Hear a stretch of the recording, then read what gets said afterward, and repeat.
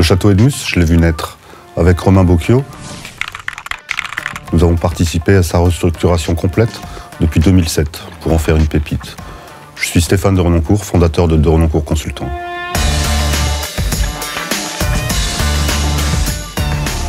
Ce serait cet été indien, et puis ce serait surtout le classicisme.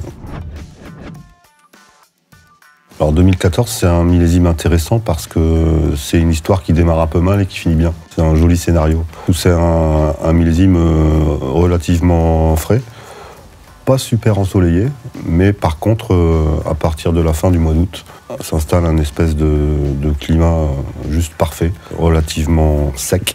Avec des nuits froides, ça permet d'avoir des maturités lentes, ce qui est un signe de complexité, et surtout de pouvoir ramasser les raisins au moment le plus opportun possible. C'est un millésime qui est intéressant parce que climatiquement, il est très changeant et il est changeant brutalement.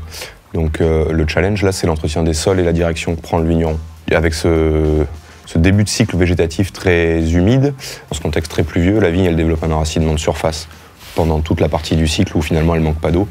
Et quand l'été s'installe comme ça brutalement, le risque c'est d'avoir un stress hydrique trop marqué et d'avoir une vigne qui s'arrête de fonctionner ou qui mûrit moins bien ses raisins. Donc le challenge, c'est l'anticipation de ça, c'est de sentir en fait ou de pressentir ce qui va se passer et d'arriver à piloter techniquement les itinéraires de travaux qui conviennent. Là, on est vraiment dans le classicisme parce que c'est une belle couleur, peut évoluer. On est encore sur des jolies teintes rouges, rubis, beaucoup de fruits, des fruits un peu acidulés, des fruits frais, des fruits rouges plus que noirs.